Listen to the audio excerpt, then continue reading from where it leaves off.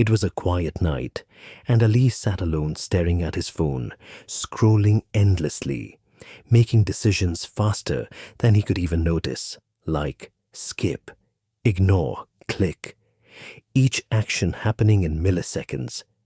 And yet he felt in control. He felt like he was thinking, like every choice was his own. But what if none of it really was?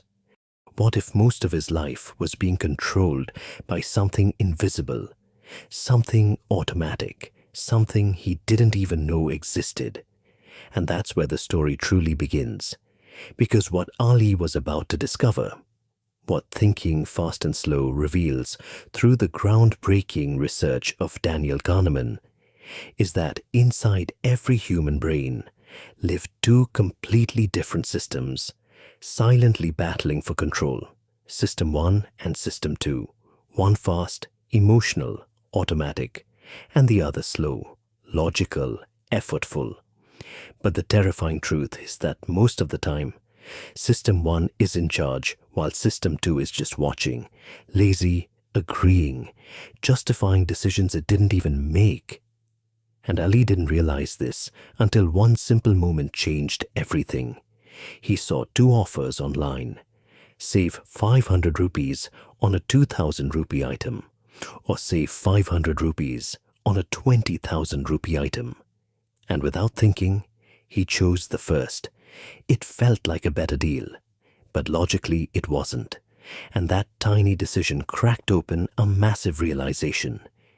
His brain was not as rational as he believed, because System 1 doesn't care about logic. It cares about impressions, feelings, shortcuts, and patterns. It jumps to conclusions. It creates stories. It fills gaps. And it does all of this instantly, effortlessly, and most dangerously, confidently. And confidence is where the real illusion begins. Because when Ali started observing himself, he noticed how quickly he judged people, how he believed headlines without verifying, how he trusted his instincts even when they were wrong. And when someone challenged his opinions, he couldn't even explain why he believed what he believed. And that's when he encountered the illusion of understanding. The idea that our brain creates a coherent story, even when it has incomplete information. It hates confusion so much that it would rather be wrong than uncertain. And System 1 is the master storyteller. It connects dots that shouldn't be connected. It sees patterns where none exist. And it makes you feel like everything makes sense. But in reality, it's often just guessing. And this leads to one of the most dangerous biases, overconfidence. Because once your brain creates a story, you believe it, you defend it, and you rarely question it. And Ali realized that this is why people argue endlessly. Not because they have facts, but because they have stories their brain has constructed. And those stories feel true. And the more emotional they are, the more convincing they become. But the deeper he went, the more unsettling it became. Because he discovered the anchoring effect, where the first piece of information you receive becomes a reference point that influences all your future decisions. Like when you see an expensive price. First, everything else feels cheaper, even if it's still expensive. And advertisers use this all the time, and Ali started noticing it everywhere. In markets, in online stores, even in conversations.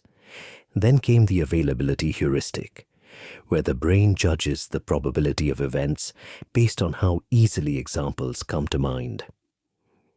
If you hear about plane crashes on the news, you start believing flying is dangerous, even though statistically it's one of the safest ways to travel. But System 1 doesn't care about statistics. It cares about vividness, about what's memorable, about what feels real. And this is why fear is often irrational, why people overestimate rare dangers and underestimate common risks. And then there's the representativeness heuristic, where the brain judges based on similarity rather than logic. like assuming someone who is quiet and reads books must be a librarian, ignoring actual probabilities because System 1 loves stereotypes. It simplifies the world, but in doing so, it distorts reality. And Ali began to feel uncomfortable because he realized that most of his judgments were not based on facts, but on mental shortcuts. And these shortcuts, while useful, were also flawed, deeply flawed, and then came the concept of loss aversion, one of the most powerful forces shaping human behavior. The idea that losses hurt more than gains feel good. Losing 1,000 rupees feels worse than gaining. 1,000 rupees feels good, and this explains why people fear taking risks, why they hold on to bad investments, why they avoid change even when it's beneficial. Because the pain of losing is psychologically about twice as powerful as the pleasure of gaining, and this bias keeps people stuck, trapped in situations they know are not ideal. But they stay because leaving feels like a loss. And then Ali discovered the endowment effect, where people assign more value to things simply because they own them. A coffee mug you own suddenly becomes more valuable than the same mug in a store. Not because it's better, but because it's yours. And this irrational attachment affects decisions in business, relationships, and life. And then there's framing. The way information is presented changes how we perceive it. Telling someone a surgery has a 90% survival rate sounds reassuring, but saying it has a 10% mortality rate sounds terrifying, even though both mean the same thing. And yet, the brain reacts differently because System 1 responds to emotional framing, not logical equivalence. And as Ali continued this journey, he realized something even deeper, that humans are not naturally good at statistical thinking. We misunderstand randomness. We see patterns in random events. We believe in streaks, in luck, in hot hands, even when outcomes are independent. And this leads to poor decisions, especially in finance and gambling. And then came hindsight bias, the tendency to believe after an event that we predicted it all along. I knew it would happen, we say, even when we didn't. And this creates a false sense of understanding and prevents learning. Because if you think you already knew, you don't analyze what actually happened. And then there's the planning fallacy, where people underestimate how long tasks will take and overestimate their ability to complete them. Projects run late, goals remain unachieved, not because people are lazy, but because their brain is overly optimistic.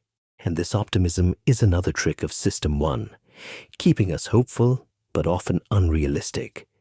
And then Ali encountered one of the most important ideas. System 2 is lazy. It requires effort, energy, focus, and unless forced, it doesn't engage. And this is why critical thinking is rare, why deep analysis is avoided, why people prefer simple answers over complex truths, because thinking is hard, and the brain is designed to conserve energy, so it defaults to System 1 whenever possible. And this creates a world where quick judgments dominate, where biases shape decisions, where confidence often replaces accuracy. And as Ali sat there reflecting on everything, he realized that awareness is the first step, because you can't eliminate these biases completely. They are part of being human, but you can recognize them, you can pause, you can question, you can activate System 2 when it matters, when making important decisions, when evaluating information, when forming opinions. And this shift from automatic reaction to deliberate thinking is what separates average decisions from intelligent ones. And slowly, Ali began to change. He started questioning his first impressions. He double-checked his assumptions. He became comfortable with uncertainty. He accepted that not knowing is better than being confidently wrong. And this transformation didn't happen overnight. but it changed the way he lived, the way he thought, the way he saw the world. And the biggest lesson he learned was this: your mind is powerful, but it is not always right. And the moment you understand how it works, you gain the ability to think better, decide better, and live better. Because in the end, the goal is not to eliminate System 1, but to understand it, to balance it with System 2, to know when to trust your instincts and when to slow down. And that awareness is the real intelligence most people never reach.